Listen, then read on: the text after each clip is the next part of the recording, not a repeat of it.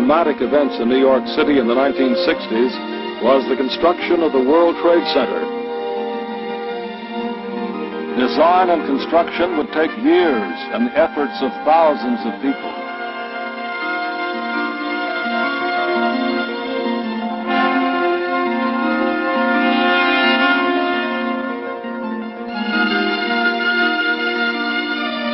A project of this size created enormous challenges. Challenges that demanded the use of dramatic new engineering concepts.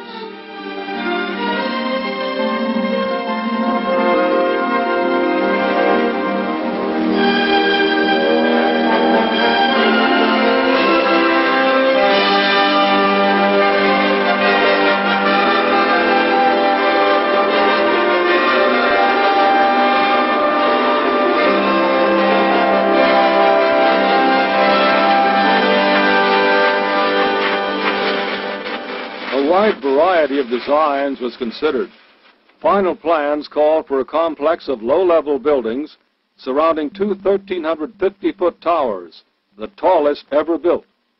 Their great height was made possible by the use of load-bearing walls.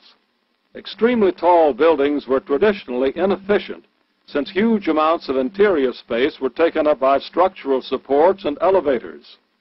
The Trade Center towers would overcome this problem.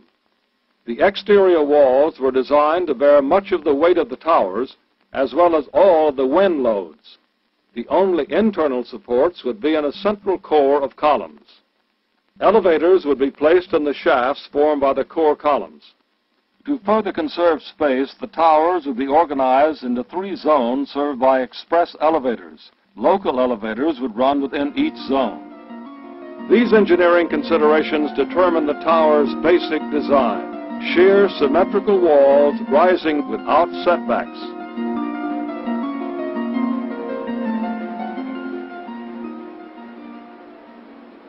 The site selected for the Trade Center was an old section of Manhattan's Lower West Side. The area housed a great number of small businesses, but the predominance of electronic stores caused it to be known as Radio Row. In 1966, demolition began.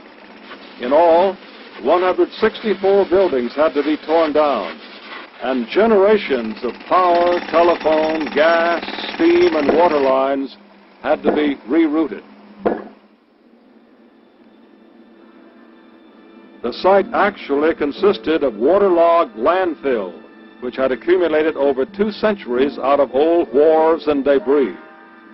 To support the great weight of the towers, foundations would have to be dug down 70 feet to bedrock, but the removal of water from this huge area would have caused a dangerous lowering of the surrounding water level, undermining nearby buildings.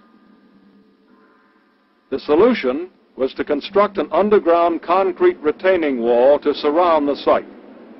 This was built with a slurry trench method, used for the first time in this country. A trench was dug down to bedrock, and a thick bentonite slurry was pumped in. The slurry was denser than the surrounding mud and dirt, and thus kept the trench walls from collapsing. As each section was completed, 25-ton cages of metal reinforcement rods were lowered into the slurry-filled trench.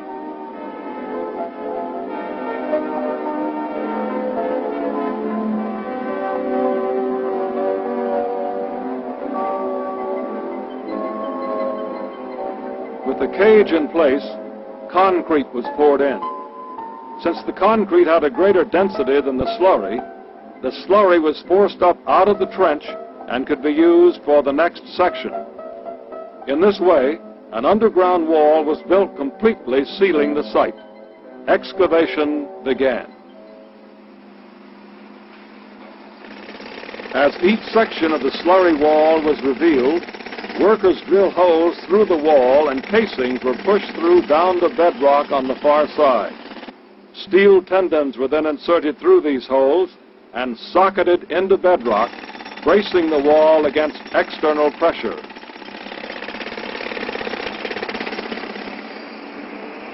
More than 1 million cubic yards of dirt had to be removed to make way for the Trade Center's foundations.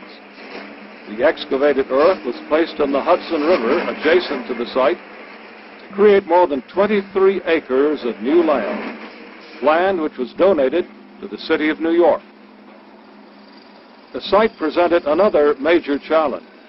The tubes containing the PATH commuter rail lines lay underground within the excavation area. The fragile tubes had to be supported in protective cradles while excavation continued around them. Throughout construction, the PATH trains carried 130,000 commuters daily. At no point was service interrupted. 7 stories down, bedrock was finally reached. Foundations for the towers could now be prepared.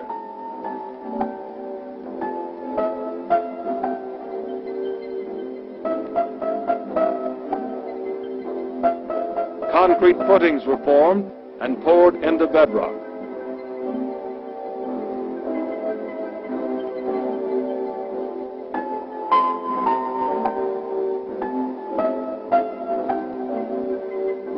Massive assemblies of steel beams called grillages were laid on these footings. Each grillage would anchor one of the load-bearing tower columns.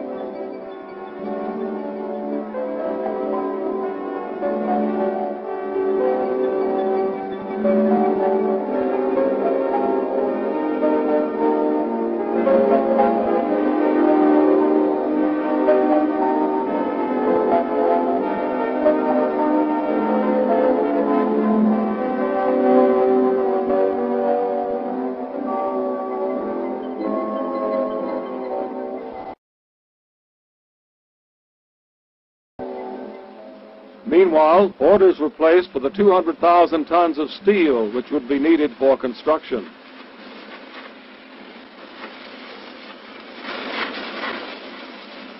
Individual pieces were prefabricated and rarely interchangeable. Moreover, there would be no room to stockpile materials at the construction site. This created a tremendous logistical problem. Steel sections would have to arrive at the site in the exact order and at the exact time needed. To meet this challenge, Port Authority engineers used a computerized system known as Critical Path Method, or CPM. CPM would coordinate every aspect of construction, track the flow of materials, and minimize any delays.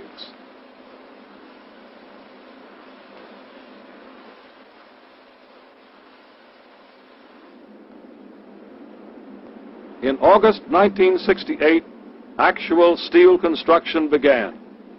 Kangaroo cranes, imported from Australia, were used for the first time in the United States.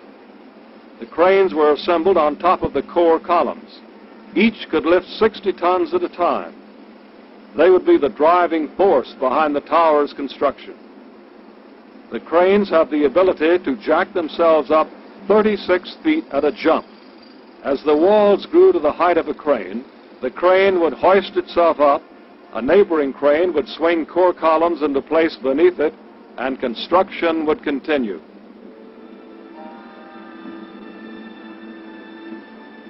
"70 feet up at street level, steel trees were put into place around the perimeter of the towers. These trees would transfer the load of the exterior wall to the more widely spaced columns now anchored to bedrock.